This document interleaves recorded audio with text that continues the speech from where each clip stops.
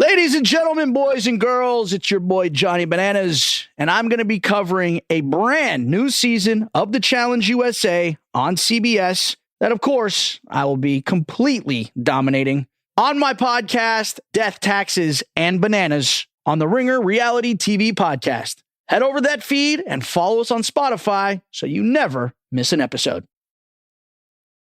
This episode is brought to you by Anytime Fitness.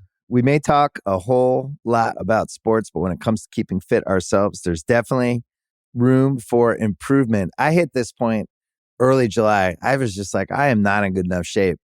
I started trying to walk at least 15,000 steps a day or hiking or just anything to keep my legs moving. Now it's the end of 2023. I feel great. I had a physical 3 weeks ago and the guy was like, you're doing great. You're doing better than you were 3 years ago. I felt great. Whatever your goals are, progress is possible thanks to Anytime Fitness. Get a personalized plan and support from an expert coach anytime, anywhere. Visit anytimefitness.com to try Anytime Fitness for free. Start to train for your life. Terms, conditions, and restrictions apply. See website for details. This episode is brought to you by Read, Write, Own, Building the Next Era of the Internet, a new book from entrepreneur and startup investor Chris Dixon. If you're listening to this podcast, you know what it's like to be part of a community of fans. You value the people who play, perform, and create for everyone. Well, what if there are more ways to support them, more ways to be a fan? And what if you had even more ways to connect with the teams, artists, and other creators that you love? Even though creators make the internet valuable, how much value do they get for their work? Well, that's mostly up to a few big tech companies. Shouldn't creators get more from the platforms they make successful? More value, but also more say, more control, more ownership? Read, Write, Own explores an alternative future for the internet, one that reclaims control for creators, fans, listeners, and gamers, the people who not only use the internet, but make it useful. Read, Write, Own imagines an internet built by us for us. So order your copy of the book today or learn more at readwriteown.com. I need supports to have to clear the room. Stand up and walk now. Hello and welcome to The Watch. My name is Chris Ryan. I am an editor at TheRinger.com, and joining me in the studio, also canceled after one season, it's Andy Greenwald. You had a different cadence that time. But I stuck with you, man. I always had your back. That's true. When the internet turned against me, you were like, no, he's good, actually. Yeah, when everybody was just like, get this true detective hating dude out of my face. I was like, that's my guy. I appreciate that. Greenwald, great to see you. We were joined again by Kaya McMullen, who's back producing us. So I just feel like the vibes, they're all corrected, you know? Yeah, she's stateside again. Wonderful to see. How's your week been since I last saw you? It's great. When does school start? Dude, it's back. I was just saying to you, it's like now. Yeah. So I don't know what's going on with me. Got to get this checked out, but I have like I buy these coffee makers that are like for single bachelors, even though I'm a married man. But they're really easy to like make counter space. You can just pick it up and move it over. So it's like a 5-cup coffee maker. Right. And they come in these cool colors. They're like $30. All right. I have now dropped 2 of them in the last month and broken them. Are you freezing up like Moscow Mitch? I was wondering about this too. It makes me feel empathy, you know?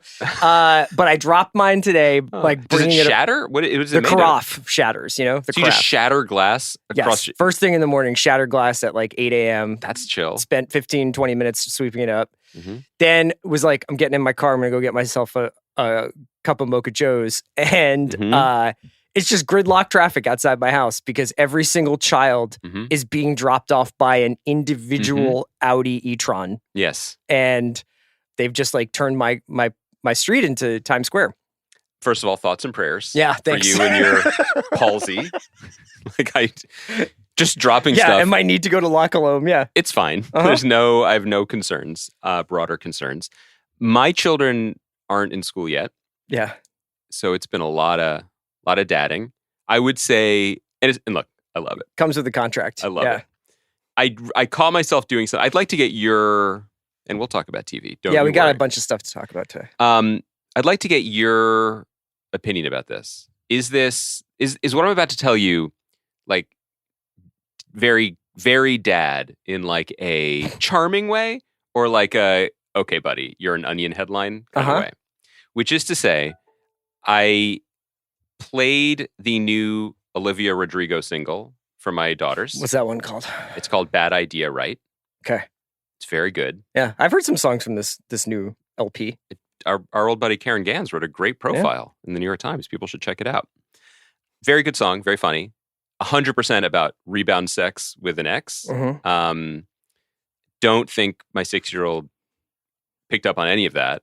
I heard her in the back seat when there's a line where Olivia is like, "You're the hottest guy I've ever seen." Yeah, she's like, she was like, "He must have been sweaty." Yeah, because it's 99 degrees here, and so she thought. So I appreciated the innocence. But anyway, I played that song, and they liked it. And by the way, this is another cool move. My older daughter has this thing that I really respect because I think she knows in her bones what her dad is, her dad's project. So if I play a song, she sits in absolute stillness, no reaction, and makes me turn and say, so?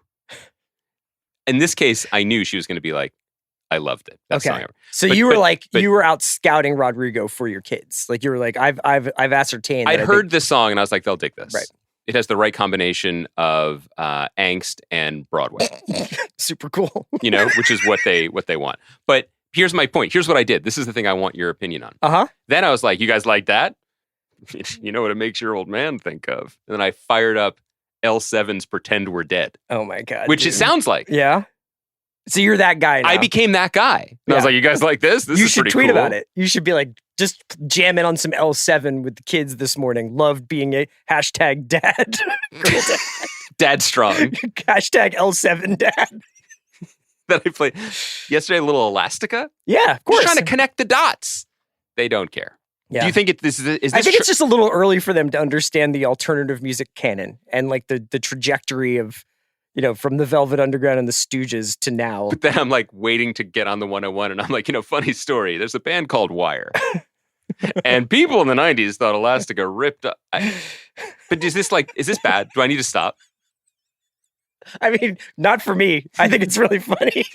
I think maybe for your relationship with your children, you might want to get back to the Zelda takes. Just pump the brakes. Yeah. They mostly want to talk about Zelda. They literally say to me, "Can we talk about Zelda now? Can we just block out some time?" Yeah. Do you have to just ask questions, or do you actually have opinions about Zelda? You know how every so often on the podcast you'll be like, my wife and I have watched 22 seasons of SVU. Ask me anything. And I'll be like, there's always new surprises. I'm pretty deep in Tears of the Kingdom. I could do a podcast about that. Cool.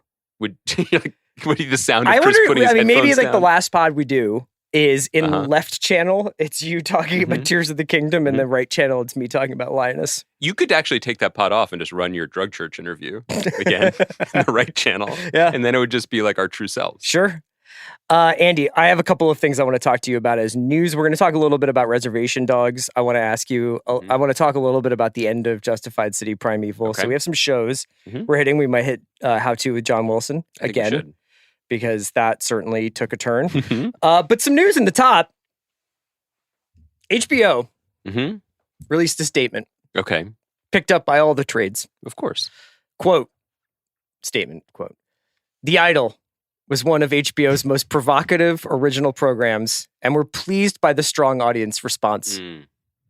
After much thought and consideration, HBO, as well as the creators and producers, have decided not to move forward with a second season. We're grateful to the creators, cast, and crew for their incredible work." Kaya, I think you might want to put on Danny Boy. I want to hold space for you to have a reaction here. I think we ended in the right place. I think we all had fun. I really enjoyed it.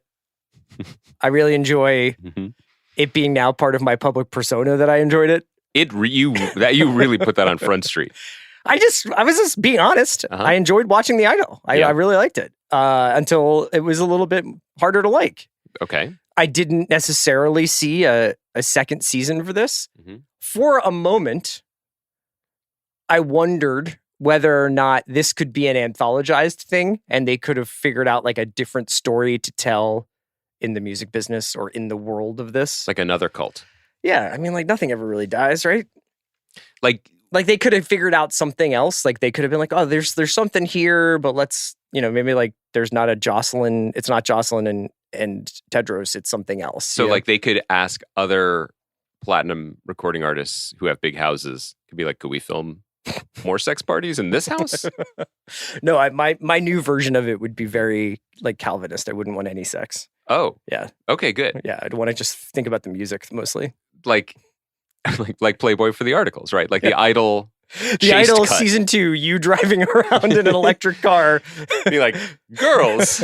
Causing traffic jams in residential neighborhoods. In my day. While you think about Elastica.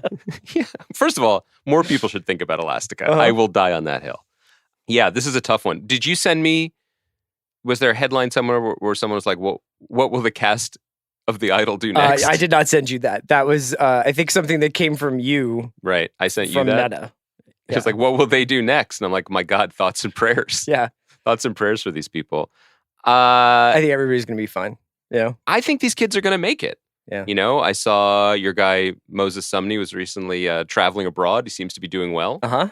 I think The Weeknd's career continues to continue unabated successfully. Rachel Sennett is in a movie this weekend, Bottoms. We do a lot of, in addition to Zelda and lectures about alternative rock, we watch a lot of The Simpsons in my household. And so Hank Azaria, really a legend. Yeah. Even before his performance. Eli Roth directed some of the adaptation of Borderlands, the movie. Right, so he's fine. Yeah. I'm curious. Well, it's a weird one. I mean, as happy as I am that there won't be more. Are you really of surprised this. that The Idol was canceled? No. Right. No, it was Does never. it seem gonna be like maybe we are going through a period, aside from the book clearing part that is kind of happening during this strike, that The Great is canceled after 3 seasons, Right. The Idol is canceled after 1 season. We talked a little bit about how many people are really watching shows, and Yes. data transparency. I don't think this is the same thing. I think that The Idol, at least in the beginning, was fairly successful because it had generated so much buzz that people were checking it out. But do you think that we are looking at a couple of like, oh, can't believe they canceled that? Well, I don't want to be Stories. hyperbolic because, that's not my brand. I do think, broadly speaking, The Idol was bad for the world. But if you pull out to like a much, 10,000 foot view, I do become more sympathetic to it because it is a insane swing. It was unique in many ways, and the fact that it was allowed to continue in its second iteration after basically shelving the first 5 hours that were shot, but also just the very specific to these creators manner in which it was weird. I've said this before, and I'm white knuckling through saying it. Like I would rather have artistic swings and misses than the other half of this conversation, which is, and I think is going to only increase, that there is going to be industry contraction and there will be fewer shows. And, not to be unsympathetic about on the other side, like there are too many shows. And Right. there are a lot of shows that exist or get renewed, I think, because of good intentions or good creative relationships. But the argument about, everyone hates this framing, but like, what's this for? Who's this for? What is the purpose of making this? It gets a little muddier, And so we're too much in it to really be able to parse what every cancellation or renewal means. Right. But let me paint it with this wide brush. I was not surprised that The Idol was not renewed. That I think that is unrelated to the strike. I also wasn't, as much as I admire everyone who was involved in it, I was not that surprised to see Amazon change their mind about more episodes of A League of Their Own. Which show did I like watching more? A League of Their Own. Unquestionably, I enjoyed that more. There was a lot to like in that show. There were great performances. But the first season was good. When it was renewed, it did feel like kind of a weird courtesy renewal, right? It was like Amazon is giving the creators, Abby Jacobson and Will Graham, like an opportunity to wrap up the show with like 4 additional episodes or whatever. And then they very shabbily rescinded that green light. And I say shabbily because by all accounts, they told the creative team 20 minutes before they released it to the trades and blamed it on the strike, which I don't think is true. I just think rather it's part of the larger correction and contraction we're going to be seeing from these companies as they reassess what they're doing and who they're doing it for. They did the same thing with The Peripheral, which, did you watch any of that? No. And that's the Jonathan Nolan, Lisa Joy series, twisty sci-fi show with our old Amtrak buddy, right? Chloe Grace Moretz. Yes. Once we rode a train with her, so clearly. Why are you talking like John Steinbeck? We dug coal with Chloe It's Grace because I Moretz. just listened to Mike Lombardi on with Bill, and every player, Lombardi's like, I watched him lose function in his leg in front of me. Hell of a player. It's a damn shame what they did to that dog. And then he's like, goes on about whatever the question is. I love it. Anyway, it's going to be a weird era. And I think that for as dissimilar as those shows are, this is totally arbitrary to grab A League of Their Own and The Idol. But I think they couldn't have less in common, but they are at the extremes of what I feel like we're going to be losing. And from this vantage point, I think they are both a loss in a way from a previous moment of the industry that is rapidly going away. Okay. Does that make sense? Yes. And I want to, I want to stop that conversation there only because you did say something about like the who's it for and what is it doing, and I want to save that for something a little later in the podcast, if that's okay. Yeah. Before we get into Justified and before we get into Reservation Dogs, we got hit with a barrage of trailers. It's like festival week right now. Sean and Amanda from The Big Picture are both currently at festivals, and they're taking in some cinema. That's nice. And we got hit with the Killer trailer from David Fincher, and maybe the most important thing that's ever happened to me is the Ferrari trailer finally returned to the big screen from my guy Michael Mann, who essentially has not made anything since Black Hat, not made a feature since Black Hat. Is that true? Yeah, well, he worked on Tokyo Vice, and I think he's been trying to get a variety of things off the tarmac. The Heat 2 book and The then Heat 2 potential book. movie. Yes, and he did a very interesting piece in Variety, an interview with Variety, where he talks about like basically being in a race against the clock and a race against the industry to get all the things that are in his head on the screen before his time here is over, because he's 80. Where's he going? No, I mean, I think it's. Oh, I think we're actually seeing this with a whole sort of band of filmmakers, like and politicians. Yes, I prefer the filmmakers, but like Scorsese, Paul Schrader, Clint Eastwood, like Michael Mann, like guys who are getting up there in age and are. Did you say Ridley Scott? Ridley Scott, yeah. So I mean, like we have a Ridley Scott, Martin Scorsese film, and a Michael Mann film coming out this year. That might not ever happen again, where the three of them are releasing a film in the same year. What did you think of the Ferrari trailer? So I just want to I need your help with something. Okay. Because, I there were a couple of years where I wasn't really going to the cinema as much as I do now. That doesn't stop you from having very strong opinions about it. God bless. Yeah. Is this a prequel to Ford v Ferrari, or is this a sequel, or is this like a breakout? You know what I mean? In the same way like Hobbs and Shaw was related to the Fast and I'm Furious. glad you're taking it seriously. Like, I'm glad I say this is the most important movie to come out for me. Am I in a wrong? while. I didn't see that movie. So that movie You was didn't about see Ford versus Ferrari? No. Oh my God, you would love it. But that's a movie about people racing Ford cars and Ferrari cars. It's not about the Ford man. building a race car to race Le Mans to go against Ferrari, which is like the dominant car of the racing world. But the man does not appear in that film. The man Ferrari, who Adam Driver is he playing. doesn't. He doesn't. Okay. Yeah. I'm ready to be serious now. Are you ready? Yeah. I mean, there's not much to talk about. There's hit record. It's a great trailer. Yep. It's a great trailer. It's a great trailer also because it zags. Because most trailers tell you everything. And this trailer is just about speed, baby. It's just about a guy hitting the clutch and pressing down the gas pedal and crying and being married to Penelope Cruz and possibly Shailene Woodley at the same time. And also, if I may, and this is probably what drew me in the most, a man who clearly got a very severe haircut recently, which, I felt empathy to. Uh-huh. I felt really seen by. The cult around your hair is pretty interesting. Well, look, I can't help the charisma that I put into the world. I just reap the benefits. So also really great to see Driver. We haven't maybe because he was in that movie 65. it's great to see him in like a serious film with like a great filmmaker, you know? I still find, I mean, his ascent to be the actor of this generation, I'm super into it. Mhm.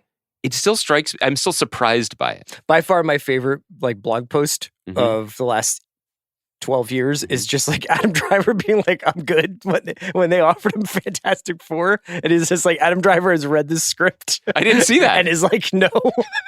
There was a lot of push towards that. There was a lot of Yeah, like, there's a lot of fantasy Reed Richards casting. he you said, know? I'm good. Yeah. Yeah. Who was the God dude bless in WandaVision who I was always like, Mephisto? You were very devoted to that pronunciation. That was sort of a Ferrari-esque, where the I becomes an E. Yeah. I've always said it as Mephisto. Mephisto. And But I was then- always like, do you think Mephisto, or no, was it him that I was always like excited about? Yeah, you wanted the person in charge of this to be a anthropomorphic devil. Oh, and then I also wanted Reed Richards to be like the guy waiting outside of the tent. There has right? never been a moment that we've talked about more on this podcast than the random ass beat in 102 WandaVision Yeah. when Randall Park is like, "Let's go see the guy." Yeah. And I you're was like, like, do you think that's Reed you're Richards? like, I bet Krasinski did a day. I bet he fucking did a day. You were so. Is that a sliding doors moment Yeah, for I this wonder podcast? if that's like if that was my loss of innocence. You would be so in. at age 43, or whatever it was. You would have been so in on the MCU if it had just given you that taste. Yeah. That one taste. Great trailer. Interesting accent. Come on, just let's let people fucking rock, man. We're I'm getting not mad at it. Way too controlling about this. Driver in Italy, though. Didn't he do this in No, Gucci it's just too? like because like I was thinking about this a lot with Nicole Kidman in Lioness because her accent is quite strange. Right. It's like definitely Nicole Kidman, who I think can do a pretty flawless American accent at this point. Yes. Talking like an Australian who moved to Chicago 25 years ago. And I love it. And I think we should just let people cook now. I agree. I'm not going to be like, I think when it comes to Boston, it's like, look, man, either go for it and do it and get it right. Right. Or just be like a guy. There are so many people in Boston who don't do Boston accents. I feel the same way about Philly. Like, Exactly. it's the people who are like, yeah, I'm also walking here. Yeah. I'm like, that's not it. Yeah. Either be Kate Winslet in Mayor of Easttown. Right. Or Or just Evan Peters, or just be there. Yeah. Listen to us. We're from there. Yeah. You know, we root for the Philadelphia Eagles. Yeah. We don't say Eagles. We say Mephisto. Yes. I was like, hand me a bottle of water. A bottle. Yes, you do. It's fine. I think the trailer looks great. Uh-huh. My whole thing this year is movies are good. I'm interested in movies. And I'm excited. This also seems to be, I'm not the guy to ask this or answer this question. Thank God we're potting about it. But like, how, maybe we'll ask Sean, or maybe like, how did he shoot this? Because How did Michael Mann shoot well, this? because one of the last Michael Mann movie, remember Public Enemies? I do. That was the one before Black Hat, That was. and that was famously, he's like, I'm doing this Digital. all digital, I don't. and it looked a little weird. It didn't look well. For me, Mm. the digital is the juice. Like I kind of love Yeah. where he's taken the medium with, in Black Hat, perhaps a film I'll be talking about at length soon. Mhm. He was like running around with like lipstick cameras, like little like essentially GoPros and stuff That's cool. in Hong Kong. So it's like he is. If you're going to go digital, it's the same thing with Kate Winslet and the accent. It's like if you're going to go digi, go all the way. You know? My thing is, I go around and I turn motion smoothing on whenever I'm near a television. Yeah. So Dude, that what helps. is it? What does Ahsoka look like with motion smoothing on? It's actually, you just see the green screen. You don't see anybody There's no on green it. screen. It's the volume, baby. There is no green. You just see the volume. Okay. You just see a bunch of guys standing around Manhattan Beach being like, when's lunch? Um, That show has big when's lunch energy. we're gonna address Ahsoka Okay. probably at some later So, date. okay, but why don't you, so other than the Michael Mann of it, because you keep turning to me like I'm gonna drop gems about Ferrari. I'm not. I'm excited to see it. What makes this for you, cinemaphile? It's got all of the sort of hallmarks of a man thing. A man obsessed with greatness. A man alienated from his family. This is all man, two ends. Man's interests in Men. man with one N Mm. against some sort of like massive obstacle, which is not like obviously. I'm married to too many beautiful women. Oi! Oh!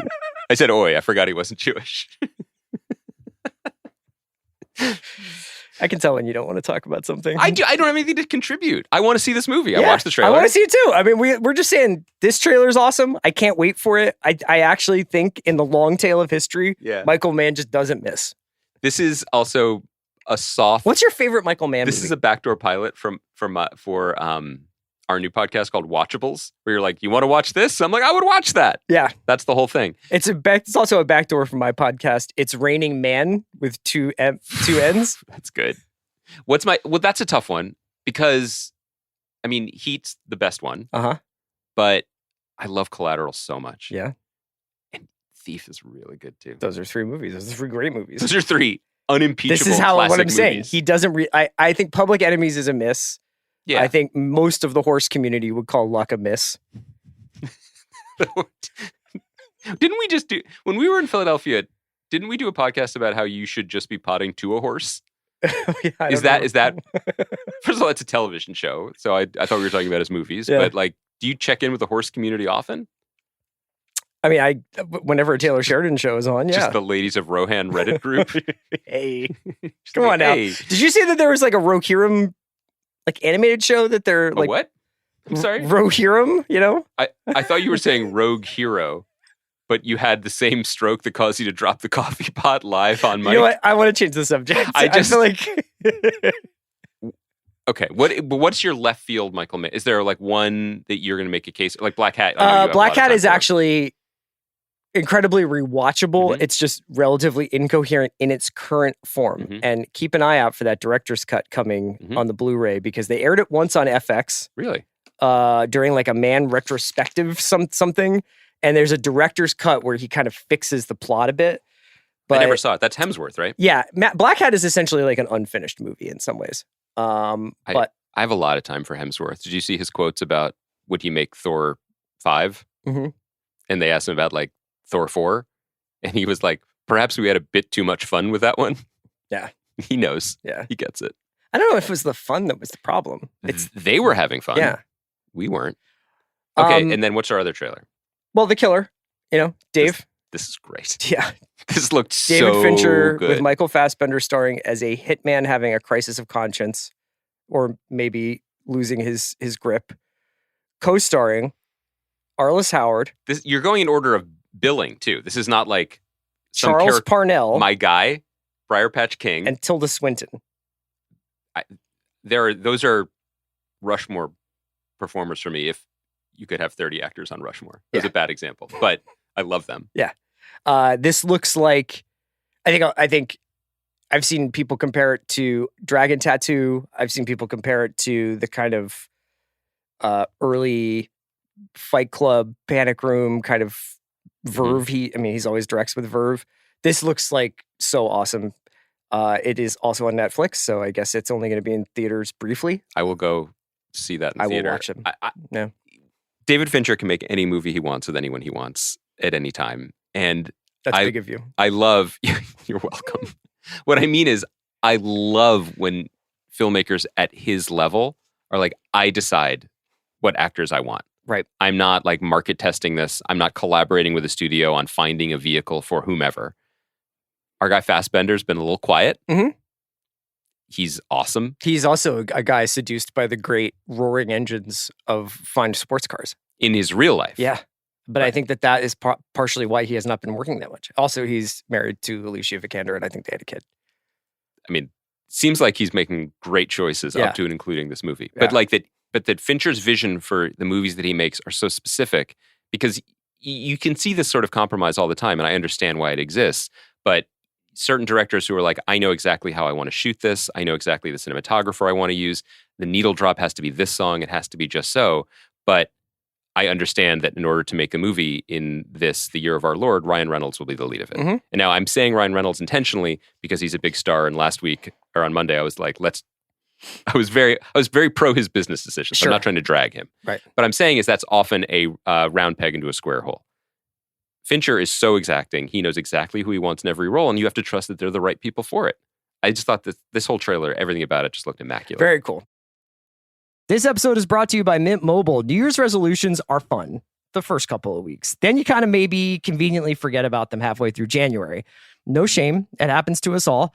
But this year I have a foolproof plan, at least when it comes to saving money. Just switch to Mint Mobile and you're done. Goal accomplished, because for a limited time, their wireless plans are $15 a month when you buy a 3-month plan.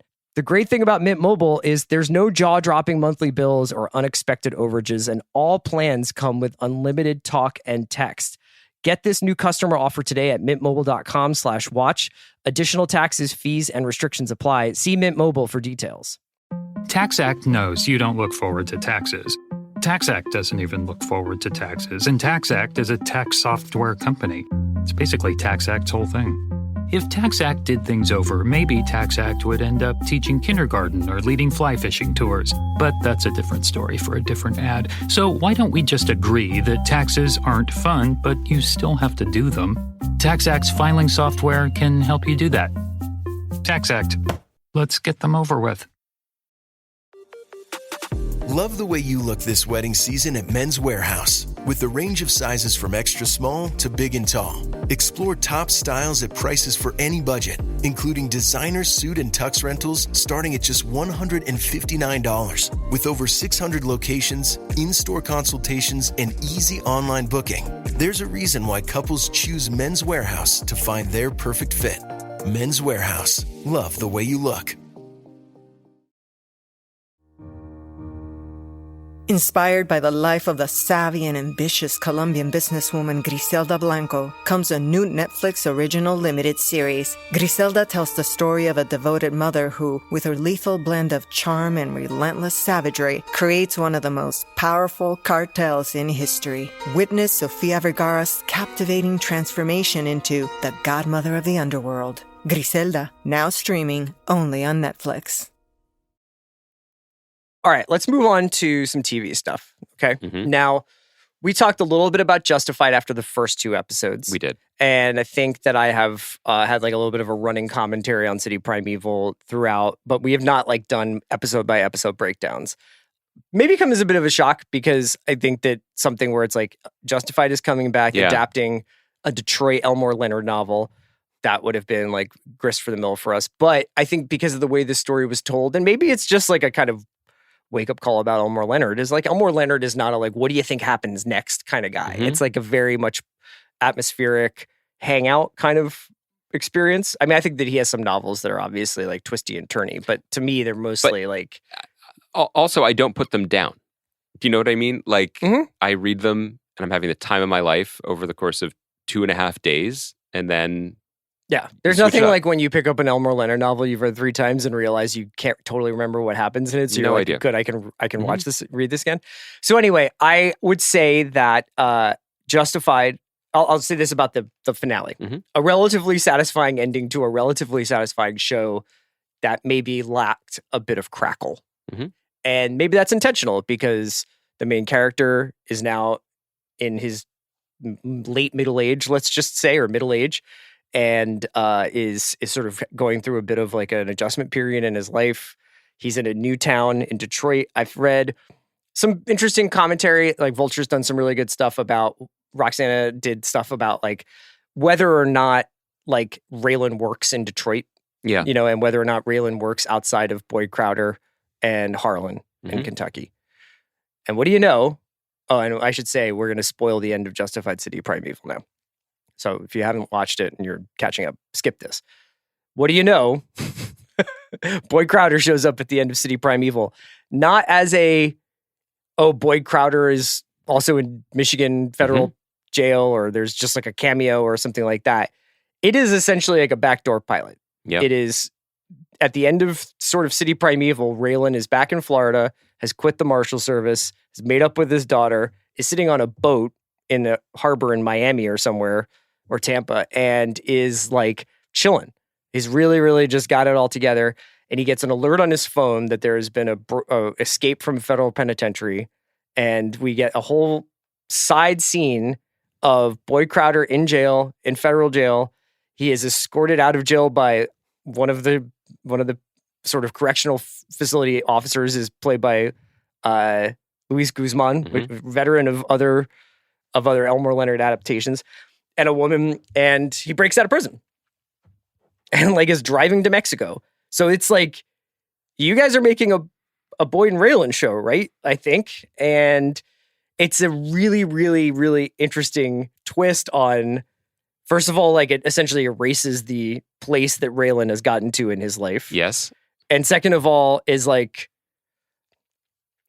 we know what works. And that's my question. It's Raylan and Boyd. Is it kind of did this strike you as a backdoor pilot of being like, you like this? Would you like more? Mhm. Let's find out. Or did you feel like it was a almost in-game hedge bet? Basically being like, thank you for letting us try this. We flexed some different muscles. We tried to update some stuff and intentionally took a different tone. But don't worry. We also know what works best. So, did you get that vibe, and did you have an one of the opinion things about that I thought was tough about City Primeval, which I also liked a lot of. I liked Marin Ireland in it. I liked Norbert Leo Butz in it. I liked Those guys were great. Yeah, I liked actually Fondy Curtis Hall all was of great. the performances. I felt like it was a little bit handcuffed to the book at sometimes. And I feel like there's parts of Elmore Leonard that you're just like, what's cool about this is the time and place it's set and how it feels like what Detroit at this period must have felt like. And there was something almost like it's set in the present day, but doesn't feel like it. And it's set in Detroit, but doesn't really feel like it. And there was something kind of like off about that. And there's even like the references or the cliches that people say or the tropes that people do all feel like just a little bit out of time. I completely agreed with that. That was also a vibe that I got too, because Detroit is such a wonderfully specific place. And I feel like Elmore Leonard, or Were He Still With Us, or another Detroit crime writer, not necessarily of Elmore Leonard's stature or fame, but could maybe have updated it and have connected, been like Doc Brown in Back to the Future and grabbed the cable of what was incredible about Detroit in 1978 and whatever is still true about those same things today, and connected them and made them feel lived in. But I too was stuck in a kind of uncanny valley between like the Detroit that I love in his books, the Detroit that I'm interested in reality, and this sort of middle place that the show put us into. Here's a good example.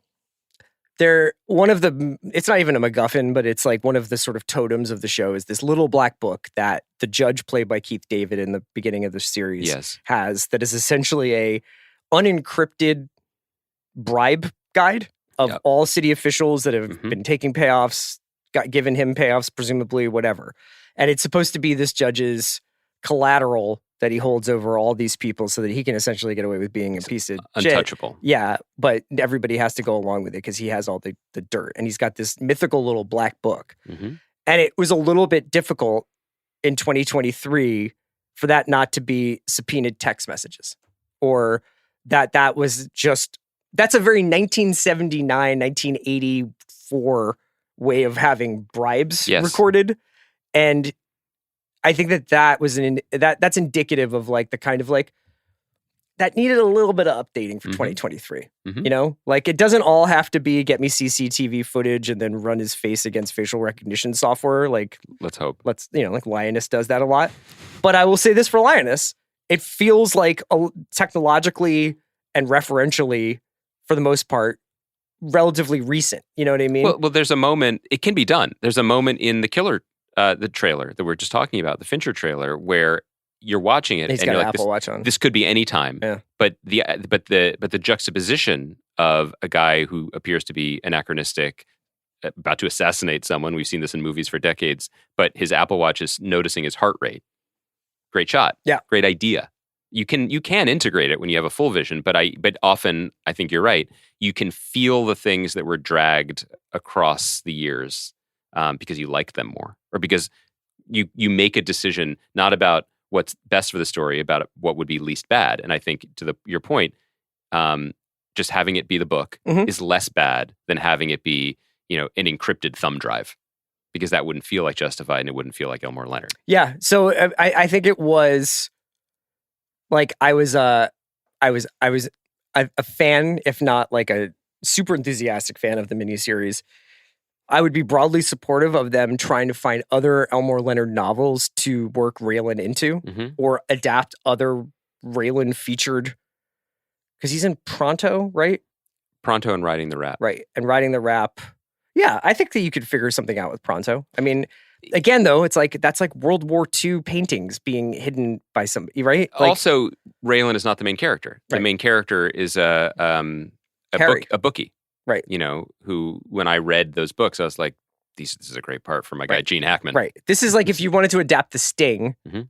that would be hard because the internet exists. You know, I was just thinking that. Did we talk about? I just watched that again on the plane. Yeah. Perfect movie. All about people being like, I'm in this town now, and you've never heard of me. Yes, and also like the Western Union is going to release the names of the horse race. Anyway, I thought it was really. I think that it's been a divisive, but like broadly liked, if not loved, adaptation. And your question is really good. Was it a hedge? Was it a carrot? Like to like the Justified diehards, you know. Other people come back from Justified briefly. Raylan's ex-wife, Winona, is in the show, played by Natalie Z. But like, I wonder whether or not like this is like we're already rolling on like Raylan chasing down Boyd in Mexico. But here's another question: Raylan chasing down Boyd in Mexico would be a Justified project. It would not necessarily It could be an Eastbound and Down project. He could run into Kenny Powers while like if they timed it right. God. And what was Sudeikis' character's name? Who dies? Shane. Yeah. Now you're just making me like it more. What I mean is, it would be a Justified project, less an Elmore Leonard adaptation, because where Justified ended up, I think that would be right. I think one of the secrets of Justified that maybe we don't want to admit, even though we like the show, is that it was increasingly less an Elmore Leonard adaptation as it was an Elmore Leonard suggestion. Mm-hmm. When Elmore Leonard wrote about Raylan, I guess he wrote some short stories and then a novel later. After the show had premiered. He'd been inspired by it, essentially, yeah. But the character in the books is a supporting character in Florida and fish out of water in Florida. Mhm. Him chasing down Boyd would be a creation of the creative team that has steered Justified and now City Primeval, right? I assume. Yeah. Because there's no text. That might be a good thing.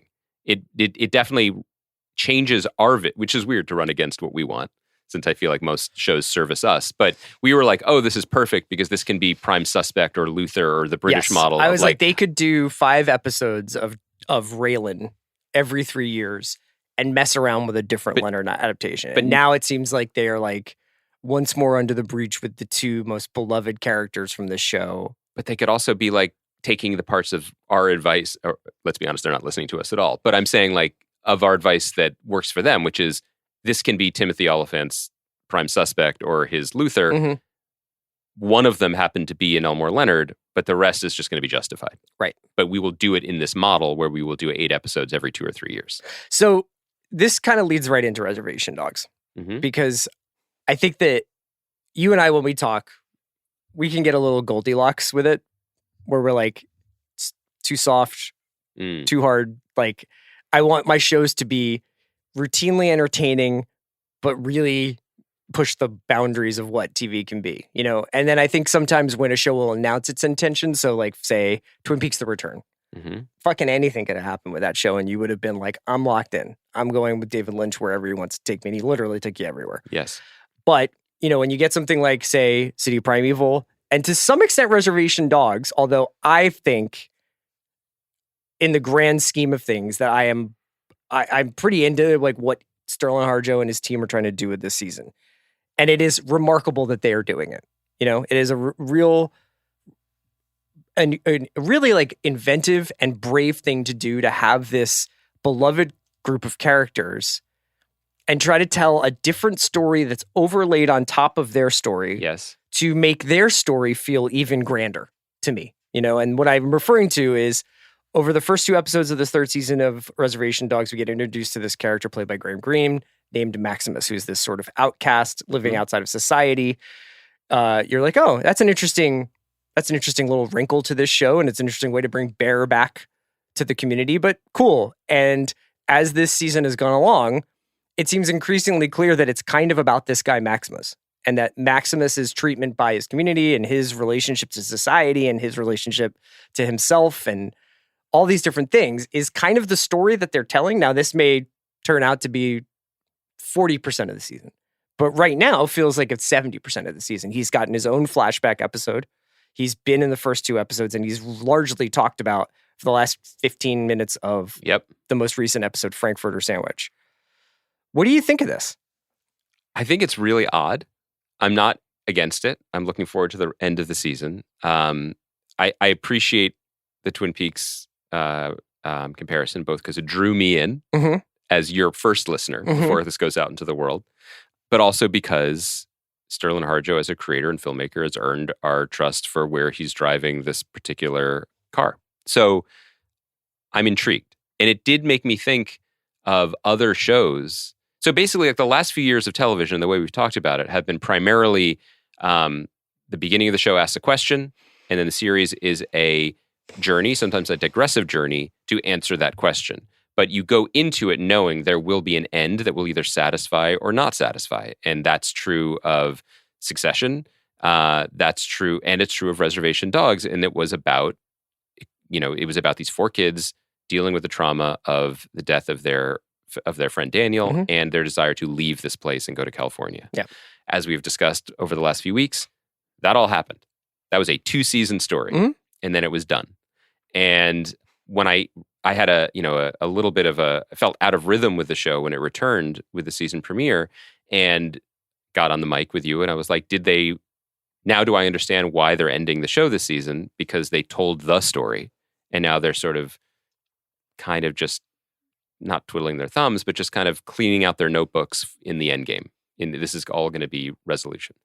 That's not exactly what it is. I think the broad strokes of the series are not only present, they're being reinforced by this season, which is something that I said the other day, which is it's not actually about the younger generation leaving. It's about generations and generations talking to each other and supporting each other and being reborn as each other and playing roles for each other. And that being how a society sustains itself. That is powerful stuff. That is heavy stuff. And often, even in the course of this season, which has been up and down, in my opinion, it has been beautiful stuff. Yeah. And also, when those kinds of stories get told, you think of them as very heavy dramas. Usually, 60-minute, like if not mini series, is like when you're talking, I'm thinking of like the Thornbirds or something. But with anguish. Yeah. And this is, I think this last episode is 23 minutes long and has fart jokes and like deflates all the moments of sentimentality. Yes. Until you get the happy, bittersweet, but funny moment at the very end of the episode where everybody's drinking big gulps out in a field. And let me put a pin in where I was going with that first thought, just to say, if this season and this story, not this season, if this show does nothing else with its storytelling, God, I'm so grateful for it, because I don't know did you see the New York Magazine had a cover story on how trauma became our go-to story? I saw that. For everything. And we've talked about this, actually. We've been in the field with this, talking about this show to show. I mean, there are characters just on a whiteboard on the series that would have plenty of reason to play that card. This show, with different creators and a different point of view, could be absolute tragedy in terms of what a lot of these people have gone through, and these characters, even these kids.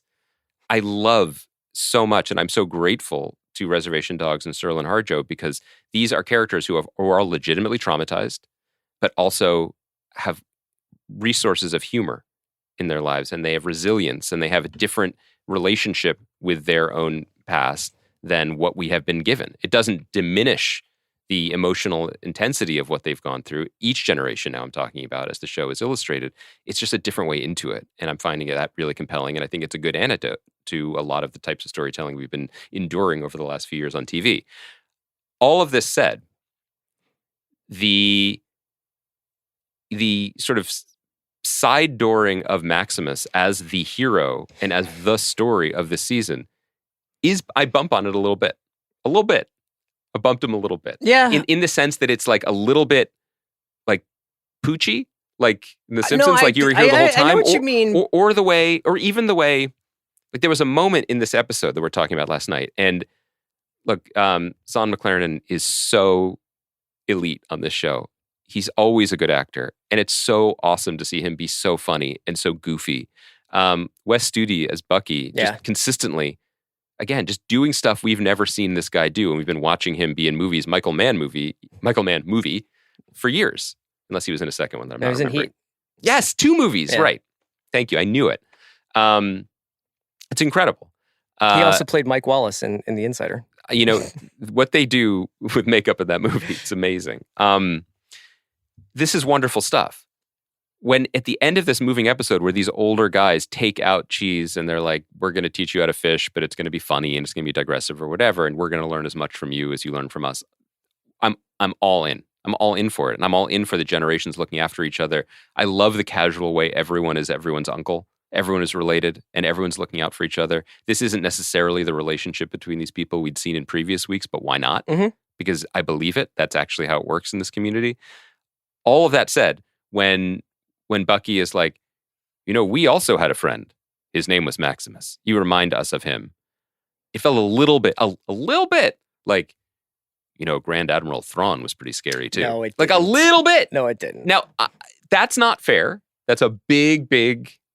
It did. I know what you mean. In the sense that I was like, But don't you think this season has been about how people become myth and how people become like ghost stories or legends or warnings or even things that you like Ezra? Yeah, but like Sorry, I'm done. Like the Deer Lady, yes, Maximus, yes, Bigfoot, like these ideas that like you're just like, oh, like the people, you look at your own life and you're like, what does my life amount to? Who am I? Does anybody care about me? Like what is the connection I have to the larger world? And the show this year is sort of saying like these kids who feel like they're at this precipice of adulthood and don't know who they are or where they should go or what they should do and what to do with these feelings. And these guys are, yes, maybe somewhat on the nose saying like you're connected to larger stories. And people who came before you went through some of the stuff that you went through, and maybe we didn't deal with it that way. Was it like, did it feel like as not as like necessarily like as an organic moment as some previous episodes have? I suppose so. Yeah. I mean, this is also a show that like Jesus walks around the LA with in the finale of the second season. I think you're making a good point, and it's just I think I'm speaking to two things. I think it's a sign of a healthy product and an exercise and piece of art, frankly, that when you talk about it in the grand strokes and the thematic strokes and the emotional strokes, it all holds together. Yeah, it works, and it's very moving to consider what the show is saying. That the show is able to take its focus off of, because one of the things we'd say in the first season was, there'd be the Willie Jack episode, or the Bear episode, and you'd miss the other ones, but you'd realize that the show was telling you something about everyone, even when everyone was not on the screen. So this season is taking that to an even greater degree, where the main characters, other than the episode in the IHS 2 weeks ago, haven't really shared. It hasn't really been about their adventuring. It's been about the larger scope of the community. But when you see the echoes, you understand. And one of the things that I wonder if this is heading to, and I think this is quite graceful if it is the show isn't presuming to tell us what's going to happen to our main four, to Allura, Dannon, and Bear and everyone, because that's unwritten. It's just showing us echoes and patterns and letting them make their own choices and mistakes, but suggesting that there are things that connect everyone. All of that. Super into it. Love talking about it. But just on a week-to-week TV viewer totally fan, get it. There are some things that feel less organic to me this season, because when the show is at its absolute apex, and I have no doubt it will return to that, it manages the poetry and prose better than anything else. Yeah. It does both at the same time, where it makes these grand societal, cultural statements and also makes you just love the character and feel like this is a real lived-in moment, regardless of if the person on screen has hooves or not. And this season, I felt the gear turning more. And so when Wes Studi's like, we had a friend named Maximus, my first thought was, you, the actor, you were just told about this. We only saw your flashback version with this person. That's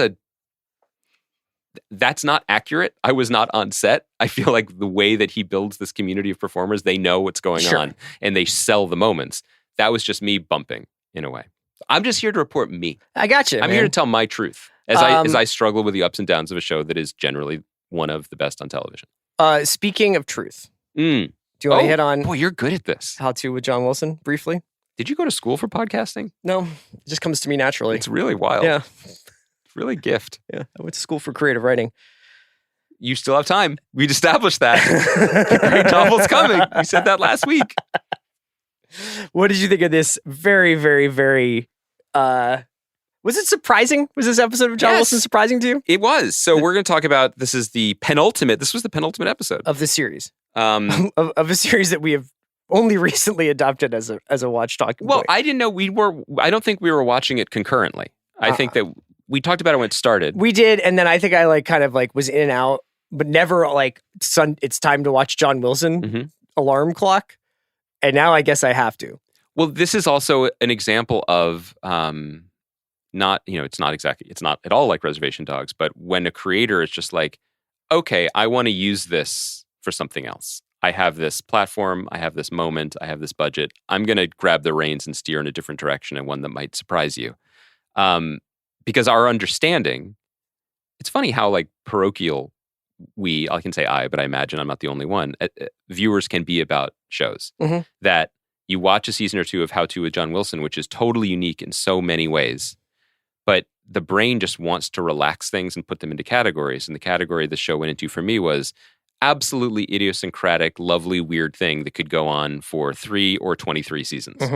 Because this guy's just kind of a weirdo who loves film and stuff, and there'll always be digressions for him. At no point was I like, this is an auteurish project about a guy who has been doing this sort of thing not in the shadows, but not on HBO. And then his relationship with his own, instrument? Yeah. Canvas is going to change. And the final season is going to be about his body rejecting the organ almost, in a way that we can talk about it, but took a really surprising turn. Well, and also I like that it's 3 seasons because it's the 3 steps of the magic trick, and now here's the reveal. Oh, that's good. And good. you watch this last episode, this most recent episode, How to Watch Birds, and there's a shot of a dog stuck out on a ledge of a 3rd floor of a New York City apartment building, and you can hear all these people saying oh my God, I hope the dog gets back. And it gets back inside of a window. I think a fire rescue person does that. But while I was watching, I was like, what are the chances that he's there for this? I was like, that's pretty crazy. He gets some really amazing stuff. Now, I remember when I had a dog, and this is years ago. This is a long time ago. You're just like, oh my God, there's so much food on the ground because the dog tries to eat all of it. And you're just when you're walking around New York City, you don't really think about it, but there was a ton of food on the ground in New York City and other stuff. And so I was like, well, maybe it's just this guy is showing us that if you open your eyes to different things, you'll like Googling Ron Howard's net worth, you'll find something out. And if you open your eyes to what's above you or what's below you or whatever, different things happen. And then as this episode goes along, John Wilson sort of starts to say, sometimes these things that seem like miracles of slices of life are actually things that I have orchestrated to some extent. It's twofold. I mean, there is the fact that he just films a lot of stuff. Yes. And then he and his creative team shape it. They go through the archives of what he's filmed, and then they tailor his monologue, which it's not like he's I'd like to do an episode about looking up in the sky, and then that day I got a dog on a ledge. No, it's you got a dog on a ledge and then fit it into this episode. Yes, there's writing here. There always is. And just like there are, there's documentaries or unscripted reality TV to varying degrees are written. We know that. This episode reached a point where he just kind of like he did about his own sort of sexual maturation 2 episodes ago, he just confesses something. In this episode, though, it's about confessing that there was one wholly doctored shot. Because he needed to use a soundstage for one day. Well, it was a combination. He wished he had gotten something that he had seen online. A toilet exploding with sewage. Which is also perfect for the show, that this is the thing that he built his house of cards on. But then to get a tax credit from New York, he needed a 1 soundstage day. So they built a bathroom and then exploded it with fake human waste. Yeah. But this then sort of pushes him into an edge of conspiracy theorists about the Titanic. And he ends up driving around rural, I think, Pennsylvania. With a guy named Bruce Beveridge. Incredible name. Yeah. Who is a leading voice in Titanic skepticism, Uh-huh. that it wasn't the Titanic that sank. It was its sister vessel, the Apollo. Or Olympia or something Olympia? like that. The Olympia, yes. And then he wants to confess his own lie to him about the shot. And it's really wild, intense scene. Oh, and he's also saying he's getting these emails saying to be in a hotel room at a certain time to learn the whole story. And he's parked in front of like a Shaky O'Flanagan's by a Best Western. And he confesses it to the guy, who gets a very hostile phone call from his mother. And then when he says, like, do you ever feel like you have to tell the truth about things? The guy, Bruce Beveridge, like, you can't script this part. Like, he reddens in a very odd way and is like, I used to be a police officer, and let me tell you, there are times when faking the evidence is better for everyone. Yeah. And then John Wilson goes to the hotel. There's no one in the room. And when he comes back out, and this is shot like A thriller. Blair Witch, Yes. kind of. And I will mention that in a Daily Beast interview, John Wilson talks about collaborating with Steven Soderbergh on this part. Does he? Yes. The hidden hand of Steve? Yeah. It's great. Did you talk to Soderbergh about that? I did not. I did not know that this was coming. Yeah. A rare miss from you. Couldn't be you. The car with Bruce Beveridge in it explodes. Yeah, in the parking lot of the Best Western. And suddenly you are forced to question, like, what are you even watching? What have you been watching? And who is in charge of it? It was a pretty thrilling TV moment. Yes. I thought. Yeah. And then at the end, we find out Bruce is still with us. And smirking, kind of, because he was in on it.